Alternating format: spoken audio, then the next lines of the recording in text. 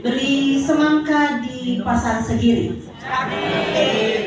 Suka ibunya dari Beli semangka di pasar pagi. Jatuh di jalan, terbelah dua. Kalau ingin Indonesia mandiri, penyelenggara dan masyarakat sadar bersama-sama. Kenapa saya pastinya penekanannya di situ bahwa kesadaran itu memang harus sama-sama, karena ini case Bang Pol di temanya tentang menggugah kesadaran kan. Cuma tadi dari KPU dan Bawaslu, mohon maaf ini, saya lihat masih sosialisasi tentang apa yang dia kerjakan. KPU mensosialisasikan apa tugas dan kewajibannya, Bawaslu juga tentang itu. Tapi bagaimana menggugah kesadaran itu? Nah, ini yang saya mau konfirmasi nih ke Pak Wasis. Siapa yang pilihkan tema? Maksudnya ketika panitia menampilkan atau memunculkan, memberikan kita tema menggugah kesadaran, ada tujuannya kalau Mbak Is? Ada kan? Kenapa harus digugah-gugah kesadaran itu, Pak? Berarti ada rasa tidak percaya diri. Ada rasa tidak percaya diri dan ada tanda-tanda bahwa partisipasi politik itu sudah mulai berkurang. Kesadaran untuk memilih juga mulai berkurang. Iya kan? Kenapa perlu digugah-gugah? Kalau memang penyelenggara Bawaslu, KPU dan Kesbangpol percaya diri bahwa pemilu kada ini akan 100%, at least mendekati 100% partisipasi politik itu akan tinggi, maka dia akan bikin topik yang berbeda. Meningkatkan kembali. Mungkin meningkatkan kembali, tapi mengapa menggugah? Saya agak tergelitik dan saya suka yang dengan yang pilih tema. Selamat Pak, panitianya gitu.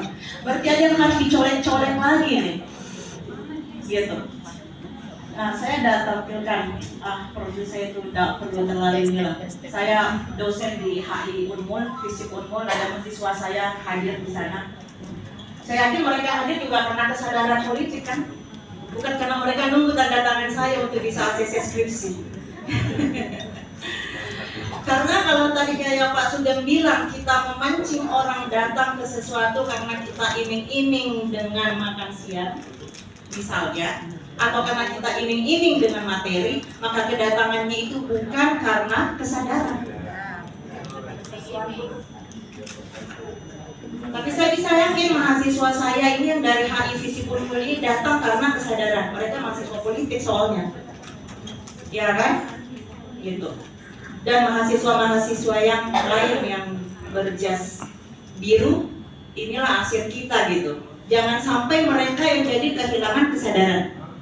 Kalau kita ini kan udah, hari ini hari lansia Ibu Bapak. Kemarin. Saya baru sadar tadi pagi Bu, dapat WA. Ternyata yang masuk kategori usia tua adalah mulai 40 tahun. Saya lansia sih. Saya sudah masuk kategori tua berarti. Yang nggak tua di sini yang Mbak Is tadi 35. Nggak mau satu, Pak. Ada salah satu ya kan Bu ya. Artinya ketika kita sudah OTW tua, maka kita harus siap-siap untuk service over. Kita harus siap-siap transfer bangsa dan negara ini kepada generasi yang muda. Jadi komposisinya nanti harus agak berubah Pak. Kalau undang-undang untuk kegiatan sosialisasi partisipasi politik, KPU, Bawaslu bikin kegiatan parpol, ormas untuk pendidikan politik, komposisi undangannya sasar generasi muda. Harus itu. Tadi kan Pak Wasis bilang berikan kita saran. Saya beri saran ini. Saya dosen bergaulnya dengan mahasiswa dan saya lihat memang Ibu Bapak ini langsung ini ngomong ini.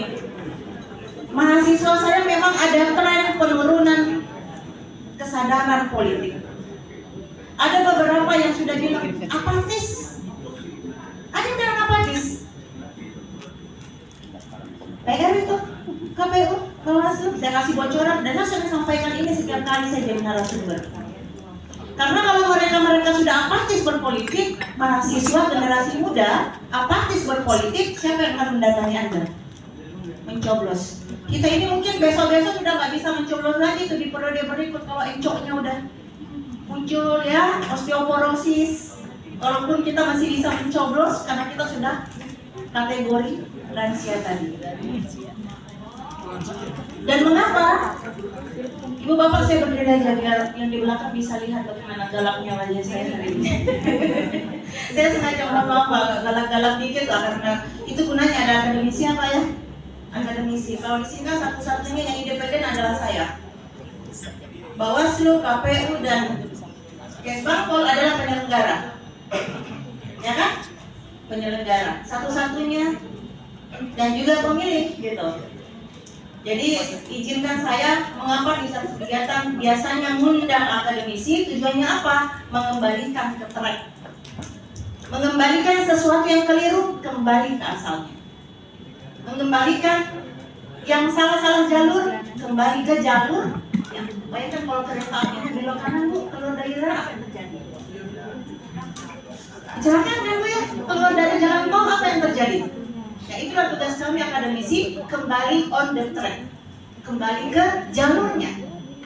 Dan saya sudah kasih spoiler, sudah kasih ciri-ciri nih bahwa negara penyelenggara tata laksana pemilu sudah merasa kurang pede bahwa pemilu kada nanti ini bisa jadi, dan bukan hanya di Kaltim, di Indonesia bisa jadi partisipasi politik akan menurun. Kenapa itu terjadi? Ada kaitannya di sini dan saya buat 4 untuk kita memperjelas.